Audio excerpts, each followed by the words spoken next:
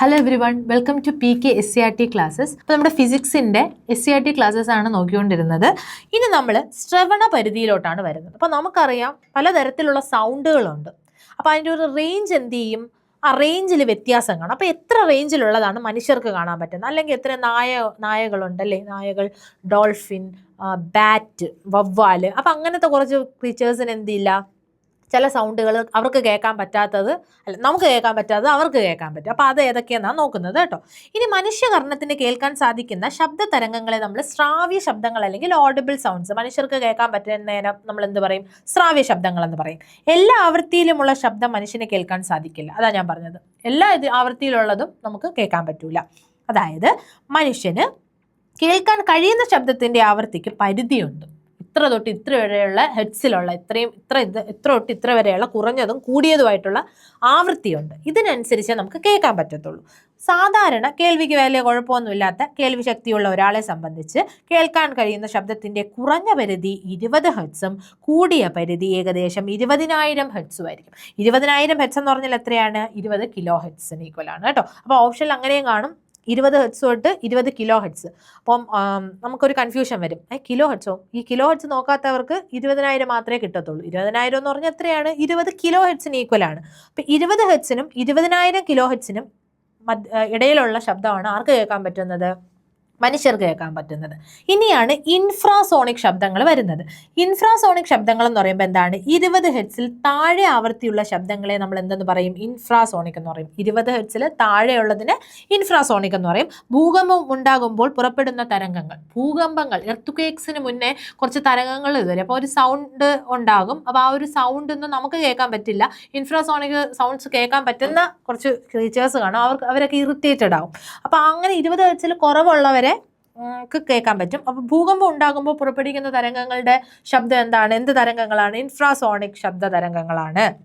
അതുപോലെ ആനകൾ, തിമിംഗലം, ഹിപ്പപ്പൊട്ടാമസ് എന്നിവ ആശയവിനിമയത്തിനായിട്ട് ഈ ശബ്ദം, ഇൻഫ്രാസോണിക് ശബ്ദം ഉപയോഗിക്കുന്നുണ്ട് കേട്ടോ. ആന, തിമിംഗലം, ഹിപ്പപ്പൊട്ടാമസ് ഒക്കെ. ഇവ മനുഷ്യന് കേൾക്കാൻ സാധിക്കുമോ? സാധിക്കില്ല. കാരണം മനുഷ്യന് 20 തൊട്ട് 20,000 ഹെഡ്സ് വരെ ഉള്ളത് മാത്രമേ കേൾക്കാൻ പറ്റത്തുള്ളൂ.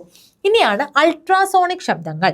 അൾട്രാസോണിക് എന്ന് പറയുമ്പോൾ 20,000 ഹെഡ്സിന് മുകളിൽ. ഇപ്പോൾ മനുഷ്യന് 20 തൊട്ട് 20,000 ആണെങ്കിൽ 20-ന് താഴെ ഇൻഫ്രാസോണിക്, 20,000 മുകളിലാണെങ്കിൽ അത് അൾട്രാസോണിക് ശബ്ദങ്ങൾ എന്ന് പറയും. വൈദ്യശാസ്ത്രത്തിൽ രോഗനിർണയത്തിനും ചികിത്സയ്ക്കും ഉപയോഗിക്കുന്നുണ്ട് ഗാൾട്ടൺ വിസിൽ. ഗാൾട്ടൺ വിസിൽ എന്ന് പറയുമ്പോൾ നമ്മുടെ ക്യാറ്റും ഡോഗിനും ഒക്കെ നായക്കും ഒക്കെ ട്രെയിനിങ് കൊടുക്കാൻ വേണ്ടി വിസിലുണ്ട്, കൊടുക്കാനായിട്ട് ഉപയോഗിക്കുന്ന ഒരെണ്ണമാണ്. അതിൻ്റെ ശബ്ദം ഏകദേശം 30,000 ഹെഡ്സ് ഉണ്ട്. ഈ 30,000 ഹെഡ്സ് ആർക്ക് കേൾക്കാൻ പറ്റത്തില്ല? മനുഷ്യന് കേൾക്കാൻ പറ്റത്തില്ല. പക്ഷെ ആർക്ക് കേൾക്കാൻ പറ്റും? നമ്മുടെ നായക്കുട്ടിക്ക് കേൾക്കാനായിട്ട് പറ്റും. ഗാൾട്ടൺ വിസിൽ അവിടെയൊക്കെ എന്താണ്? ഏത് ശബ്ദമാണ്? അൾട്രാസോണിക് ശബ്ദമാണ്. ഓക്കെ, ഇനി നമ്മൾ അൾട്രാസോണിക് തരംഗങ്ങളെ കുറിച്ച് കുറച്ച് ഡീറ്റെയിൽ ആയിട്ട് നോക്കിയാണ് അതിൻ്റെ ഉപയോഗങ്ങൾ. ഓക്കെ, സർപ്പിളാകൃതിയിലുള്ള കുഴലുകൾ, അതായത് സ്പൈറൽ ട്യൂബുകൾ. ഓക്കെ, ഇതാണ് സ്പൈറൽ ട്യൂബ് എന്ന് പറയുന്നത്. അപ്പം ഇതിൻ്റെയൊക്കെ എന്തിനു വേണ്ടിയിട്ട്? ക്ലീനിങ്ങിന് വേണ്ടിയിട്ട്, ഓക്കെ, വൃത്തിയാക്കാൻ വേണ്ടിയിട്ട്. അതുപോലെ ഇലക്ട്രോണിക് ഘടകങ്ങൾ, അതിവയൊക്കെ ക്ലീൻ ചെയ്യാൻ വേണ്ടിയിട്ട് നമ്മൾ എന്ത് ഉപയോഗിക്കുന്നുണ്ട്? വൃത്തിയാക്കാൻ വേണ്ടി അൾട്രാസോണിക് തരംഗങ്ങൾ ഉപയോഗിക്കുന്നുണ്ട്. വലിയ ലോഹഭാഗങ്ങൾക്കുള്ളിലെ പൊട്ടലും വിള്ളലുകളും കണ്ടെത്താൻ വേണ്ടിയിട്ട്, വലിയ വലിയ മെറ്റൽ എക്യുപ്മെന്റ്സിന്റെ എന്താണ് ഭാഗങ്ങൾ, പാർട്സിന്റെ പൊട്ടലും വിള്ളലും ഒക്കെ അറിയാൻ വേണ്ടിയിട്ട് നമ്മൾ എന്ത് തരംഗങ്ങൾ യൂസ് ചെയ്യാറുണ്ട്? അൾട്രാസോണിക്. വവ്വാലുകൾക്ക് എന്ത് സാധിക്കുന്നു? ഇരുട്ടിലും സുഗമമായി സഞ്ചരിക്കാനും അതുപോലെ തന്നെ ഇര പിടിക്കാൻ. ഇത് നമ്മൾ എക്കോ ലൊക്കേഷൻ എന്ന് പറയും. ഓക്കെ, അൾട്രാസോണിക് സൗണ്ട് ഉപയോഗിച്ചുകൊണ്ട് വവ്വാലുകൾ ചെയ്യുന്നതാണ്. ഇനി എക്കോ കാർഡിയോഗ്രാഫി എന്ന് പറയുമ്പോൾ ഹൃദയത്തിന്റെ ചിത്രം എടുക്കാൻ സാധിക്കും. അത് നമ്മുടെ അൾട്രാസോണിക് തരംഗങ്ങൾ ഒരു ഉപയോഗമാണ്.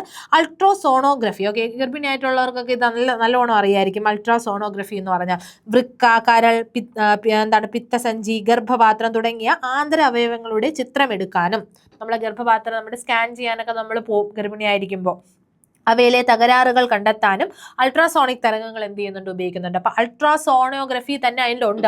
അൾട്രാസോണിക് തരംഗങ്ങളാണ് അവിടെ ഉപയോഗിക്കുന്നത്.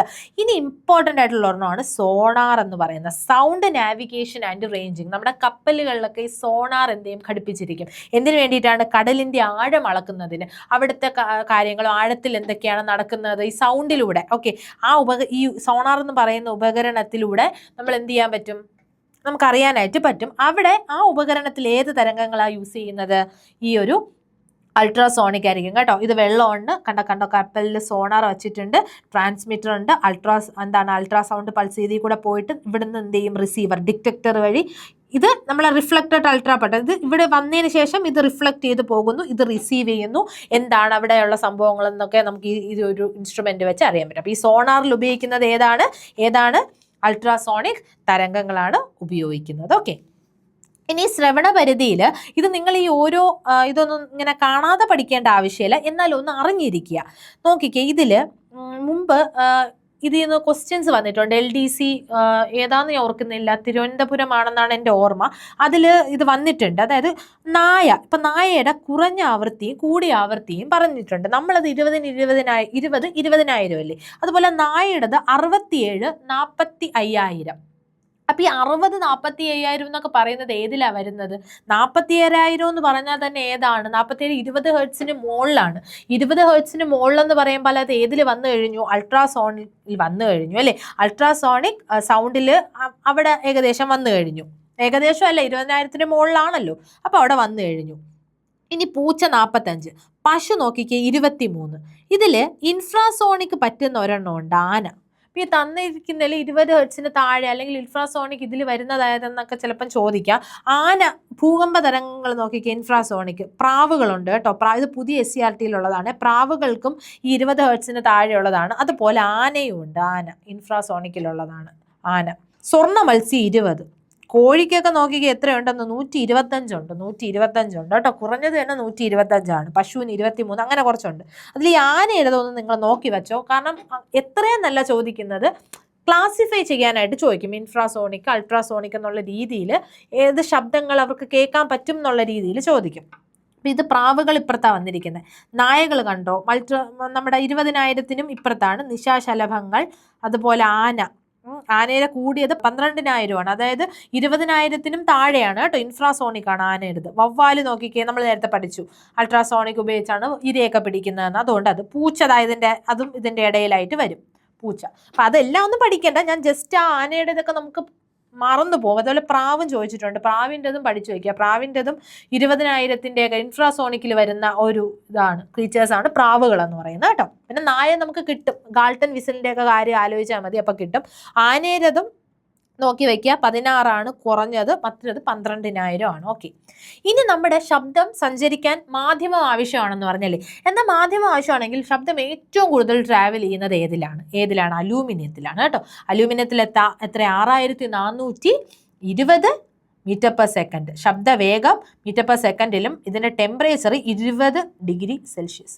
20 ഡിഗ്രി സെൽഷ്യസിലുള്ള കാര്യമാണ് കേട്ടോ പറയുന്നത്. അതിൽ ഏറ്റവും കൂടുതൽ ഏതിനാന്ന് ചോദിച്ചാൽ പറയുക അലൂമിനിയത്തിനാണ്. ഖരവസ്തുക്കളിലാണ് ഏറ്റവും വേഗത്തിൽ ശബ്ദം സഞ്ചരിക്കുന്നത്. രണ്ടാമത് സ്റ്റീല്. എത്രയാ? 5,941 മീറ്റർ പെർ സെക്കൻഡ്. ഇനി ശുദ്ധജലം തന്നിട്ടുണ്ട്, കടൽ വെള്ളം, അതൊന്നും കാണാതെ പഠിക്കണ്ട.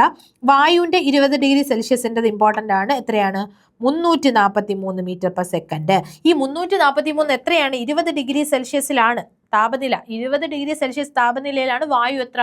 343 മീറ്റർ പെർ സെക്കൻഡ്. അപ്പോൾ ഒരു ഓർഡർ നോക്കുകയാണെങ്കിൽ ഖരമാണ് ഏറ്റവും കൂടുതൽ, അതിനുശേഷം ദ്രാവകം, ഏറ്റവും കുറവ് വാതകം. ഇങ്ങനെയാണ് സൗണ്ടിൻ്റെ ഒരു ട്രാവൽ സഞ്ചരിക്കുന്നത്. ഖരം, ദ്രാവകം, വാതകം എന്ന രീതിയിലാണ് എന്ത് ചെയ്യുന്നത്? ഇത് സഞ്ചരിക്കുന്നത്. ഇനി അടുത്ത് താപനിലയും ശബ്ദവും തമ്മിലുള്ള ബന്ധം എന്തെന്നാണ്. മാധ്യമങ്ങളുടെ താപനില വ്യത്യാസപ്പെടുമ്പോൾ അവയിലൂടെയുള്ള ശബ്ദവേഗതയും വ്യത്യാസപ്പെടുന്നു. എന്താണ്? താപനില വ്യത്യാസപ്പെടും. അതാണ് ഞാൻ നേരത്തെ എടുത്ത് പറഞ്ഞത്. 20 ഡിഗ്രി സെൽഷ്യസിൽ വായുവിൻ്റെത് 343 മീറ്റർ പെർ സെക്കൻഡ് ആണെന്ന് പറഞ്ഞു. അത് മാറുന്നതിനനുസരിച്ച് ഈ ഒരു വാല്യൂവിന് എന്ത് ചെയ്യും? മാറ്റം സംഭവിക്കും, വേഗതയ്ക്ക് മാറ്റം സംഭവിക്കും. ഏതൊരു മാധ്യമത്തിലും താപനില വർദ്ധിക്കുമ്പോൾ അതിലൂടെയുള്ള ശബ്ദവേഗതയും എന്ത് ചെയ്യും? വർദ്ധിക്കും. അപ്പം താപനില കൂടുമ്പോൾ ശബ്ദവേഗത കൂടും. രണ്ടും കൂടും. ഓക്കെ, രണ്ടും കൂടും. അതായത് ശബ്ദവേഗത കൂടും. ആ താപനില കൂടുമ്പോൾ ശബ്ദവേഗതയും കൂടും. ഉദാഹരണമായി 0 ഡിഗ്രി സെൽഷ്യസിലുള്ള വായുവിലെ ശബ്ദം സഞ്ചരിക്കുന്നത് 333 മീറ്റർ പെർ സെക്കൻഡ് വേഗത്തിലാണ്. കണ്ടോ? 0 ഡിഗ്രിയിൽ എത്രയാണ്? 0 ഡിഗ്രിയിൽ 331 മീറ്റർ പെർ സെക്കൻഡ് ആണെങ്കിൽ 20 ഡിഗ്രി നമ്മളവിടെ പഠിച്ചു അല്ലേ, 343 മീറ്റർ ആണ്. അതൊരു 25 ആവുമ്പോൾ നോക്കിക്കേ മാറുന്നത് 346 മീറ്റർ പെർ സെക്കൻഡ് ആയി. കണ്ടോ താപനില എങ്ങനെയാണ്? അപ്പൊ താപനില കൂടുന്നതിനനുസരിച്ച് 0 ആയിരുന്നപ്പോൾ 333, അതൊന്ന് 20 ആയപ്പോൾ കൂടി 343 ആയി. വീണ്ടും ടെമ്പറേച്ചർ കൂടെയാണ്, 25°C ആണ്. അത് വീണ്ടും എത്രയായി? 346. അപ്പൊ താപനില കൂടിയപ്പോൾ എന്തും കൂടി? ശബ്ദ വേഗതയും കൂടി. ഇനി ശബ്ദത്തിന്റെ ആവർത്തന പ്രതിപതനം, മൾട്ടിപ്പിൾ റിഫ്ലക്ഷൻ ഓഫ് സൗണ്ടിനെ പറ്റിയിട്ടാണ് പഠിക്കുന്നത് കേട്ടോ. അതായത് ശബ്ദം വ്യത്യസ്ത വസ്തുക്കളിൽ തട്ടി തുടർച്ചയായി പ്രതിപദിക്കുന്നു, റിഫ്ലക്ട് ചെയ്യുന്നു. തട്ടി തട്ടി ഓരോ പ്രതലത്തിൽ തട്ടി തട്ടി എന്ത് സംഭവിക്കുകയാണ്? റിഫ്ലക്ഷൻ സംഭവിക്കുകയാണ്. അങ്ങനെ ആവർത്തിച്ച് റിഫ്ലക്ഷൻ സംഭവിക്കുന്നതുകൊണ്ട് തന്നെ അതിനെ ആവർത്തന പ്രതിപതനം എന്ന് പറയാം. ശബ്ദത്തിന്റെ ആവർത്തന പ്രതിപതനം എന്ന് പറയാം. അത് പ്രയോജനപ്പെടുത്തുന്ന കുറച്ച് സന്ദർഭങ്ങളാണ് പറയുന്ന. മെഗാഫോൺ, ഇവിടെ എല്ലാം കൊടുത്തിട്ടുണ്ട്. മെഗാഫോൺ കൊടുത്തിട്ടുണ്ട്, ലൗഡ് സ്പീക്കർ കൊടുത്തിട്ടുണ്ട്, ഹോണുകൾ കൊടുത്തിട്ടുണ്ട്. ഓക്കെ, അപ്പോൾ ഹോണുകൾ, സംഗീതോപകരണങ്ങളായ ട്രംസ്, നാദസ്വരം തുടങ്ങിയ നിർമ്മിച്ചിരിക്കുന്നത് അവയിൽ നിന്ന് പുറപ്പെടുന്ന ശബ്ദങ്ങൾ മറ്റു സ്ഥലത്തേക്ക് വ്യാപിക്കാതെ ഒരു നിശ്ചിത ദിശയിൽ മാത്രം സഞ്ചരിക്കത്ത രീതിയിലാണ്. ഇത്തരം ഉപകരണങ്ങളിൽ കോണിക്കൽ ആകൃതി, കോണിക്കൽ ആകൃതിയിലുള്ള തുറന്ന ഭാഗം ശബ്ദത്തിന്റെ ആവർത്തന പ്രതിപതന ഫലമായുള്ള തരംഗങ്ങളെ ഒരു നിശ്ചിത ദിശയിലേക്ക് നയിച്ച് ഉയർന്ന അളവിൽ കേൾക്കാൻ സഹായിക്കുന്നു. അപ്പോൾ ഇത്തരത്തില് എന്തുകൊണ്ടാണ് ഈ ഒരു ഇതുപോലെ ഹോണിലും നമ്മുടെ മെഗാഫോണിലും നമ്മുടെ ഇതിലുമൊക്കെ ഇങ്ങനെ കേൾക്കുന്ന നാദസ്വരത്തിലുമൊക്കെ കോണിക്കൽ ആകൃതി ഉള്ളത് കൊണ്ടാണ്. ഈ കോണിക്കൽ ആകൃതി ഉള്ളത് കൊണ്ട് തന്നെ എന്ത് ചെയ്യത്തില്ല, മറ്റു സ്ഥലങ്ങളിലേക്ക് വ്യാപിക്കാതെ ഒരു ദിശയിലോട്ട് വച്ച് കഴിഞ്ഞാൽ നമുക്ക് വലിയ ഇതിൽ നമുക്ക് എന്ത് ചെയ്യാൻ പറ്റും? ശബ്ദം കേൾക്കാനായിട്ട് സാധിക്കും. ഈ കോണിക്കൽ ആകൃതിയിൽ തുറന്ന ഭാഗം ശബ്ദത്തിന്റെ ആവർത്തന പ്രതിഫലന ഫലമായുള്ള തരംഗങ്ങളെ, അകത്ത് എന്ത് നടക്കുന്നുണ്ട്? ആവർത്തന പ്രതിഫലം, ഇങ്ങനെ മൾട്ടിപ്പിൾ റിഫ്ലക്ഷൻ അതിൻ്റെ ഉള്ളിൽ നടക്കുന്നുണ്ട്. നടക്കുമ്പോൾ ഒരു നിശ്ചിത ദിശയിലേക്ക് നയിച്ച് ഉയർന്ന അളവിലേക്ക് എന്ത് ചെയ്യുന്നുണ്ട്? കേൾക്കാനായിട്ട് സാധിക്കുന്നുണ്ട്. അപ്പം ജസ്റ്റ് ഒന്ന് ഓർത്ത് വെച്ചേക്കെ, ഈ മെഗാഫോണിലും ഹോണുകളും ഒക്കെ എന്താണ്? ഈ ഒരു ആവർത്തന പ്രതിഫലനത്തിന് പ്രയോജനം. ഇതൊക്കെ നമ്മുടെ ടെക്സ്റ്റ് ബുക്കിലുള്ളതാണ് കേട്ടോ. ഇനിയാണ് സ്റ്റെതസ്കോപ്പ്, നമ്മുടെ ഹൃദയമിടിപ്പ് അളകാനുള്ള സ്റ്റെതസ്കോപ്പ്. അതിൻ്റെ അകത്തും എന്ത് നടക്കുന്നുണ്ട്? ആവർത്തന പ്രതിഫലനം. ഹോളുകളുടെ സീലിംഗുകൾ വളച്ചു നിർമ്മിച്ചിരിക്കുന്നത്, ഇങ്ങനെ വളഞ്ഞു നിർമ്മിച്ചിരിക്കുന്നത്, ഇങ്ങനെയായിരിക്കും അല്ലെ നിർമ്മിച്ചിരിക്കുന്നത്. ഇവിടെ എക്സാമ്പിൾ ഉണ്ട്. ഇനി അടുത്തത് സ്റ്റെതസ്കോപ്പ്. സ്റ്റെതസ്കോപ്പ് എല്ലാവർക്കും അറിയാം, ഹൃദയമിടിപ്പ് അളക്കാൻ വേണ്ടി ഉപയോഗിക്കുന്നതാണ്. അപ്പോൾ അതെന്താണ്? അതിൻ്റെ അകത്തും ആവർത്തന പ്രതിഫലനം നടക്കുന്നുണ്ട്. ഹോളുകളുടെ സീലിംഗിൽ വളച്ചു നിർമ്മിച്ചിരിക്കുന്നത്, ഹോളുകളുടെ സീലിംഗ് ഇതാ ഇങ്ങനെയായിരിക്കും നിർമ്മിച്ചിരിക്കുന്നത്. അപ്പോൾ ഇവിടെ എന്താണ്? ആ മൾട്ടിപ്പിൾ റിഫ്ലക്ഷൻ നടക്കാൻ വേണ്ടിയിട്ടാണ്. ഒരു സ്രോതസ്സിൽ നിന്നുണ്ടാവുന്ന ശബ്ദം ആവർത്തന പ്രതിഫലനത്തിന്റെ ഫലമായി ഹോളിന്റെ എല്ലാ ഭാഗത്തേക്കും വ്യാപിക്കാൻ വേണ്ടിയിട്ടാണ്. അതായത് ഈ ആവർത്തന പ്രതിഫലനം നടന്നാൽ മാത്രം പോരാ, ഇത് ഒരിടത്ത് മാത്രം കോൺസെൻട്രേറ്റ് ചെയ്യാതെ എല്ലായിടത്തും കിട്ടണം. നേരത്തെ ഹോണിന്റെ കേസിലും അതായിരുന്നു. അപ്പൊ ഈ രീതിയിലുള്ള ഷേപ്പുകൾ ആവുമ്പോൾ ഇതെന്ത് ചെയ്യും? എല്ലായിടത്തും വ്യാപിച്ച് തട്ടി തട്ടി തട്ടി തട്ടി എന്ത് ചെയ്യാൻ പറ്റും? സൗണ്ട് കേൾക്കാൻ പറ്റും. സൗണ്ട് ബോർഡ്, ഈ സ്റ്റേജിന് പിന്നിൽ സ്ഥാപിച്ചിരിക്കുന്ന വളഞ്ഞ സൗണ്ട് ബോർഡുകളുണ്ട് അല്ലേ?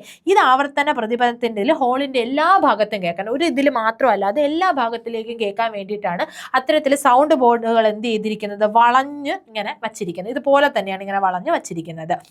ഗിത്താറിലും വയലിനും തുടങ്ങിയ സംഗീത ഉപകരണങ്ങളിലും ബോർഡുകളും സൗണ്ട് ബോർഡുകളും പ്രവർത്തിക്കും.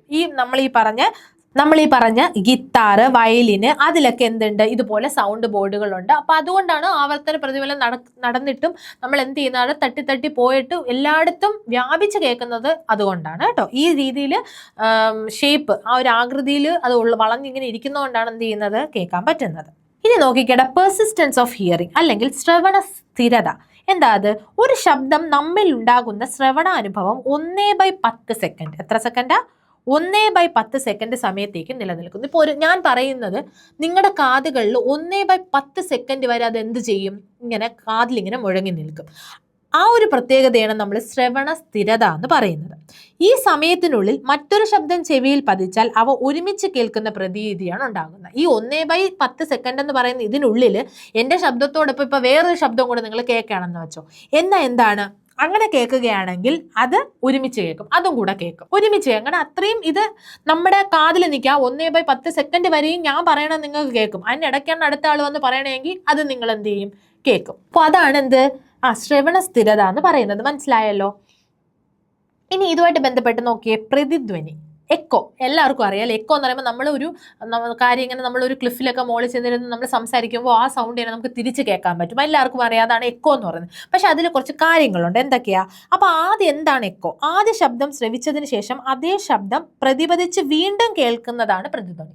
ഞാനിപ്പോൾ സംസാരിക്കുന്നു, അത് നമുക്ക് വീണ്ടും തിരിച്ചെന്ത് ചെയ്യുന്നു, കേൾക്കാൻ പറ്റുന്നു. പക്ഷെ അതങ്ങനെ ഇങ്ങനെയൊന്നും വെറുതെ കേൾക്കാൻ പറ്റത്തില്ല. എന്ത് വേണം? ശബ്ദത്തിന്റെ വായിലെ ശരാശരി വേഗത 350 മീറ്റർ പെർ സെക്കൻഡ് ആയിട്ട് കണക്കാക്കിയാൽ നമ്മളിപ്പോൾ എന്ത് ചെയ്യാണ്, വായുവിൻ്റെ ആ ഒരു വേഗത, ശരാശരി വേഗത 350 മീറ്റർ പെർ സെക്കൻഡ് ആയിട്ട് എടുക്കുകയാണ്. എന്നാൽ 0.1 സെക്കൻഡിൽ ശബ്ദം സഞ്ചരിച്ച ദൂരം എത്രയാ? 35 സെന്റിമീറ്റർ ആണ്. എത്ര സെക്കൻഡിൽ? 0.1 സെക്കൻഡ്. 0.1 സെക്കൻഡ് എന്ന് പറഞ്ഞാൽ എന്താണ്? 1/10 സെക്കൻഡ്. 1/10 സെക്കൻഡിൽ ശബ്ദം സഞ്ചരിച്ച എത്ര ദൂരമാണ്? 35. ഇതിന്റെ പകുതി 35ന്റെ പകുതി എത്രയാണ്? 17.5. ഇതാണ് എന്തെന്ന് പറയുന്നത്? എക്കോ. അതായത് ഞാൻ പറഞ്ഞുതരാം, ശബ്ദം പോയി വരാനുള്ള ദൂരമാണിത്. അത് ശബ്ദം പോയിട്ട് തിരിച്ചു വരാനുള്ള ദൂരമാണ്. അതിനാൽ ശബ്ദ സ്രോതസ്സും തടസ്സവും തമ്മിൽ എത്ര ദൂരം കുറഞ്ഞത് വേണം? 15 അതായത് മൊത്തം പോയിട്ട് വരാനാണ്. ഇവിടുന്ന് 17.5, അവിടുന്ന് വരാൻ 17.5, അങ്ങനെ മൊത്തം 35. അപ്പൊ കുറഞ്ഞത് ഈ ശബ്ദ സ്രോതസ്സും ഈ പോയി തട്ടി വരുന്നത്, ഇതൊക്കെ പ്രതിഫലമാണ്, മൾട്ടിപ്പിൾ റിഫ്ലക്ഷന്റെ കാര്യമാണ് സൗണ്ടിന്റെ. അങ്ങനെ വരാൻ വേണ്ടിയിട്ട് ഉള്ള കുറഞ്ഞ ദൂരം എത്രയാണ്? 17.5 ആണ്. 35/2ന്റെ പകുതി. പ്രതിപതന തലം 17.5-ൽ കൂടുതലാണെങ്കിൽ അതേ ശബ്ദം വീണ്ടും കേൾക്കാൻ സാധിക്കും. ഈ പ്രതിഭാസം പ്രതിധ്വനി എന്ന് പറയുന്നു. അപ്പം കുറഞ്ഞത് 17.5 മീറ്റർ എങ്കിലും വേണം. അപ്പം അതോ അതിൽ കൂടുതലോ ഉള്ള ഡിസ്റ്റൻസിലുള്ളതെല്ലാം നമുക്ക് എന്ത് ചെയ്യാൻ പറ്റും? നമുക്ക് എക്കോ ആയിട്ട് തിരിച്ച് കേൾക്കാനായിട്ട് സാധിക്കും. അപ്പം ഇതിനെയാണ് നമ്മൾ എന്തെന്ന് പറയുന്നത്? പ്രതിധ്വനി അല്ലെങ്കിൽ എക്കോ എന്ന് നമ്മൾ പറയുന്നത്. വേറൊരു കോൺസെപ്റ്റാണ് അനുരണനം, റിവർബറേഷൻ എന്ന് പറയും. എന്താ ഈ റിവർബറേഷൻ? ഇതൊക്കെ ആ ഒരു പ്രതിപതനത്തിന്റെ, ശബ്ദത്തിന്റെ പ്രതിപതനത്തിന്റെ ഓരോരോ വേർഷൻസ് ആണ്. ഒരു ശബ്ദം ഉണ്ടായതിനു ശേഷം ആവർത്തന പ്രതിപതനത്തിന്റെ ഫലമായി ഉണ്ടാകുന്നതും മെല്ലെ മെല്ലെ കുറയുന്നതുമായ ഒരു മുഴക്കം. നമ്മൾ പെട്ടെന്ന് ഒരു വിളി വിളിച്ചു, എക്കോ എന്ന് പറഞ്ഞാൽ അതേ സൗണ്ട് ഇങ്ങനെ തിരിച്ചു കേൾക്കുന്നത്. ഈ റിവർബറേഷൻ എന്ന് പറഞ്ഞാൽ നമ്മൾ ഒരു ഹോളിൽ ചെന്ന് ഇപ്പൊ ഇങ്ങനെ വിളിക്കുമ്പോൾ ആ സൗണ്ട് ഇങ്ങനെ കേട്ട് ആ മുഴക്കം ഇങ്ങനെ കുറഞ്ഞ സൗണ്ട് വരത്തില്ലേ, ആ ഒരു പ്രതിഭാസമാണ് അനുരണനം. അടച്ചിട്ട മുറിയിലോ ഹോളിലോ ശബ്ദം പലതവണ പ്രതിഫലിച്ച് മുഴങ്ങി നിൽക്കുന്ന അവസ്ഥയാണിത്. അത് പലവട്ടം എന്ത് ചെയ്യുന്നു? ഇങ്ങനെ തട്ടി ഒരു പ്രാവശ്യം പോയി തരുന്നതല്ല, അത് എക്കോയാണ്. എന്നാൽ ഇത് തട്ടി എന്ത് ചെയ്യുന്നു? വീണ്ടും ഇങ്ങനെ കണ്ട് അതിന്റെ ഒരു എഫക്റ്റ് കുറഞ്ഞു വന്ന് ഒരു മുഴക്കമായിട്ട് നിൽക്കുന്നതാണ് എന്തെന്ന് പറയുന്നത്? അനുരണനം. അപ്പൊ എന്ത് സംഭവിക്കും? കുറെ കഴിയുമ്പോൾ വ്യക്തത കുറയും. ശബ്ദത്തിന്റെ വ്യക്തത കുറഞ്ഞു വരും. ആദ്യം പറഞ്ഞതുപോലെ വരില്ലല്ലോ, ഇങ്ങനെ കുറഞ്ഞൊരു മുഴക്കം മാത്രമായിട്ട് നിലനിൽക്കും. ശബ്ദത്തിന്റെ കെട്ടിടങ്ങളുടെ, അപ്പൊ നോക്കിയേ, അടുത്ത് കെട്ടിടങ്ങളുടെ ശബ്ദശാസ്ത്രം, അക്വസ്റ്റിക്സ് ഓഫ് ബിൽഡിംഗ്. അപ്പൊ അക്വസ്റ്റിക്സ് എന്ന് പറഞ്ഞാൽ നമ്മൾ ശബ്ദത്തെ പറ്റിയിട്ടുള്ളതാണ്. അപ്പൊ ബിൽഡിങ്സ് വയ്ക്കാനുള്ള എന്ത് പഠനമാണ് വേണ്ടത്? നോക്കിക്കേ, കെട്ടിടങ്ങൾക്കുള്ളിൽ വ്യക്തമായി ശബ്ദം ശ്രവിക്കത്തക്ക വിധത്തിൽ അതിനെ രൂപപ്പെടുത്താൻ ശ്രദ്ധിക്കേണ്ട കാര്യങ്ങളെ കുറിച്ചുള്ള, അതായത് കറക്റ്റായിട്ട് എന്ത് ചെയ്യാണ്, ശബ്ദം നമുക്ക് കേൾക്കാൻ പറ്റുന്ന രീതിയിൽ കെട്ടിടങ്ങളെ എന്ത് ചെയ്യണം, നമ്മൾ നിർമ്മിക്കണം. അങ്ങനെ നിർമ്മിക്കാനായിട്ട് ശ്രദ്ധിക്കേണ്ട കാര്യങ്ങളെക്കുറിച്ച് പ്രതിപാദിക്കുന്ന ഒരു ശാസ്ത്രശാഖയാണ് അക്വസ്റ്റിക്സ്. എങ്ങനെയെങ്കിലും ഒക്കെ കെട്ടിയാൽ പോരല്ലോ, നമുക്ക് ആ ഒരു രീതിയിൽ നമുക്ക് നിൽക്കുമ്പോൾ സൗണ്ട് കേൾക്കണമെങ്കിൽ സൗണ്ട് കേൾക്കണം, എക്കോ കേൾക്കണമെങ്കിൽ എക്കോ അല്ല, നമുക്ക് തിരിച്ചെങ്ങനെയാണ് സൗണ്ട് കേൾക്കാനുള്ളത്, അവിടെ എങ്ങനെ സൗണ്ട് കേൾക്കണം, അതിനെ പറ്റിയിട്ടുള്ള പഠനങ്ങളാണ് ആ ഒരു ശാസ്ത്രശാഖയാണ് അക്വസ്റ്റിക്സ് ഓഫ് ബിൽഡിങ്സ് എന്ന് പറയുന്നത്. നമ്മുടെ ലണ്ടനിലെ സെന്റ് പോൾസ് കത്തീഡ്രൽ മർമ്മഗോപുരം, ഇതൊക്കെ നമ്മുടെ SCRT-യിലുള്ളതാണ്. ഇതൊക്കെ എന്താണ്? ഈ ഒരു കെട്ടിടങ്ങൾ ഇതുമായിട്ട് പഠിച്ച്, അതായത് ഇവിടെയൊക്കെ എന്ത് നടക്കും? ആവർത്തന പ്രതിപതനം നടക്കുന്ന ഒരു സന്ദർഭമാണ്. അതുപോലെ ഒന്നാണ് കർണാടകയിലെ ബീജാപൂരിലെ ഗോൾ ഗുംബസ് എന്ന് പറയുന്നത്. ഇതിന്റെയൊക്കെ പ്രത്യേകത, ശബ്ദതരംഗങ്ങൾ ഗോളാകൃതിയിലുള്ള ചുമരുകളിൽ ആവർത്തന പ്രതിപതനത്തിന് വിധേയമാകുന്നത് മൂലം ഉണ്ടാകുന്ന മുഴക്കമാണ്. അപ്പൊ ഇവിടെയൊക്കെ ആ അനുരണനം എന്ന് പറയുന്ന സംഭവം നടക്കുന്നുണ്ട് അല്ലേ? ശബ്ദതരംഗങ്ങൾ ഗോളാകൃതി, ഇതിന്റെയൊക്കെ ഷേപ്പ് നോക്കിക്കേ, ഇങ്ങനെയല്ലേ ഗോളാകൃതി, ഇവിടെയാണെങ്കിലും ഗോളാകൃതിയിലാണ്. അപ്പൊ ഇങ്ങനെ ഗോളാകൃതിയിൽ എന്ത് ചെയ്യുന്നു? ഞാൻ നേരത്തെ പറഞ്ഞു, ഇതൊരു സംഭവം ഉണ്ടാക്കുന്ന ഏത് രീതിയിലാണോ ഉണ്ടാക്കിയിരിക്കുന്നത് അതനുസരിച്ചാണ് അതിൻ്റെ ഒരു പ്രതിപതനം നടക്കുന്നതെന്നല്ലേ. അപ്പം അങ്ങനെ ഉണ്ടാകുന്ന മുഴക്കമാണ് അതുകൊണ്ടാണ് അങ്ങനെ ഉണ്ടാക്കിയിരിക്കുന്നതുകൊണ്ടാണ് ഇത് ഇത്തരത്തിൽ കാണാൻ പറ്റുന്നത്. അപ്പോൾ എക്സാമ്പിൾ ഏതൊക്കെയാണ്? ലണ്ടനിലെ സെന്റ് പോൾസ് കത്തീഡ്രൽ മർമ്മഗോപുരം, കർണാടകയിലെ ബീജാപൂർ ഗോൾ ഗുംബസ് ഒക്കെ എന്തിന് ഉദാഹരണം? ഈ ഒരു ആവർത്തന പ്രതിപതനത്തിന് ഉദാഹരണമാണ്. ഇനി എന്താണ് ഫോഴ്സ്ഡ് വൈബ്രേഷൻ? ഫോഴ്സ്ഡ് വൈബ്രേഷൻ എന്ന് പറയുമ്പോൾ അതിൽ തന്നെയുണ്ട് പ്രണോദിത കമ്പനം. നമ്മൾ ഫോഴ്സ് ചെയ്യിപ്പിക്കുകയാണ്, അത് സ്വന്തമായിട്ട് അത് വൈബ്രേറ്റ് ചെയ്യുന്നില്ല, വൈബ്രേറ്റ് ചെയ്യിപ്പിക്കുകയാണ്. കമ്പനം ചെയ്യുന്ന വസ്തുവിൻ്റെ പ്രേരണം മൂലം മറ്റൊരു വസ്തു കമ്പനം ചെയ്യുന്നത്. ഓൾറെഡി ഒരു വസ്തു കമ്പനം ചെയ്യുന്നുണ്ട്, അത് കാരണം വേറൊരു വസ്തു എന്ത് ചെയ്യുന്നു, കമ്പനം ചെയ്യുന്നു. അതിനെയാണ് സിമ്പിളി പ്രണോദിത കമ്പനം എന്ന് പറയുന്നത്. പ്രണോദിത കമ്പനത്തിന് വിധേയമാകുന്ന വസ്തുവിൻ്റെ സ്വാഭാവിക ആവൃത്തിയും പ്രേരണം ചെലുത്തുന്ന വസ്തുവിൻ്റെ സ്വാഭാവിക ആവൃത്തിയും തുല്യമായാൽ ആ വസ്തുക്കൾ അനുനാദത്തിലാണെന്ന് പറയാം, അല്ലെങ്കിൽ റെസൊണൻസിലാണെന്ന് പറയാം. അപ്പൊ റെസൊണൻസ് സ്റ്റേജ് എന്ന് പറഞ്ഞാൽ എന്താണ്, നമ്മൾ പഠിച്ചു. എന്താണ് പ്രണോദിത കമ്പനം നിങ്ങൾക്കറിയാം, സ്വാഭാവിക ആവൃത്തി എന്താണെന്ന് നിങ്ങൾക്കറിയാം. ഈ പ്രണോദിത കമ്പനത്തിന് വിധേയമാകുന്ന ഒരു വസ്തു, ഒരു കമ്പനം ചെയ്തുകൊണ്ടിരിക്കുന്ന ഒരു വസ്തു എന്താണ്, വേറൊരു വസ്തുവിനെ കമ്പനം ചെയ്യിപ്പിക്കുന്നു. അതാണ് പ്രണോദിത കമ്പനം. അങ്ങനെ വിധേയമാകുന്ന വസ്തുവിൻ്റെ സ്വാഭാവിക ആവൃത്തി, അതിന് മുന്നേ അതിനൊരു ആവൃത്തി കാണുമല്ലോ, ആ സ്വാഭാവിക ആവൃത്തിയും ഈ പ്രേരണം ചെലുത്തുന്ന വസ്തുവിൻ്റെ സ്വാഭാവിക ആവൃത്തിയും രണ്ടും കൂടെ ഈക്വൽ ആവുകയാണ്, തുല്യമാവുകയാണ്, ഈക്വൽ ആവുകയാണ്. അങ്ങനെ ഈക്വൽ ആകുമ്പോൾ അതിനെ നമുക്ക് അനുനാദം എന്ന് പറയാം. അനുനാദം തിരിഞ്ഞു പോകരുത്. അനുരണം എന്ന് പറഞ്ഞാൽ ഒരു മൾട്ടിപ്പിൾ റിഫ്ലക്ഷൻ, പ്രതിപതനത്തിൻ്റെ ഒരു ഇതാണ്, മുഴക്കമാണ്. ഇതെന്ന് പറയുന്ന റെസൊണൻസ് സ്റ്റേജ് എന്ന് പറഞ്ഞാൽ എന്താണ്, പ്രണോദിത കമ്പനത്തിന് വിധേയമാകുന്ന വസ്തുവിൻ്റെ സ്വാഭാവിക ആവൃത്തി, പ്രേരണം ചെലുത്തുന്ന വസ്തുവിൻ്റെ സ്വാഭാവിക ആവൃത്തി, ഒരെണ്ണം കൊടുക്കുമല്ലോ, ആ ഒരു കമ്പനം ചെയ്യാൻ വേണ്ടി കൊടുക്കുന്ന വസ്തു ഉണ്ടല്ലോ, അതിൻ്റെ രണ്ടിൻ്റെയും എന്താകും, ആവൃത്തികൾ തമ്മിൽ, സ്വാഭാവിക ആവൃത്തികൾ തമ്മിൽ തുല്യമായ അതിന് റെസൊണൻസ് എന്ന് പറയാം. നമ്മുടെ എന്താണ്, മഴയും ഇടിയും മിന്നലും ഒക്കെ വരുമ്പോൾ, ഇടി വെട്ടുമ്പോൾ നമ്മുടെ ജനൽ കമ്പികളൊക്കെ ഇങ്ങനെ കിടന്ന് ഒരു കമ്പനം ചെയ്യുമ്പോൾ നമുക്ക് വിറകൊള്ളുമല്ലോ ഇങ്ങനെ. അപ്പോൾ അതൊക്കെ പണ്ട് PSC ചോദിച്ചിട്ടുള്ള ക്വസ്റ്റ്യൻ ആണ്. അതെന്തുകൊണ്ടാണ്, അത് ഈ അനുനാദം കൊണ്ടാണ്.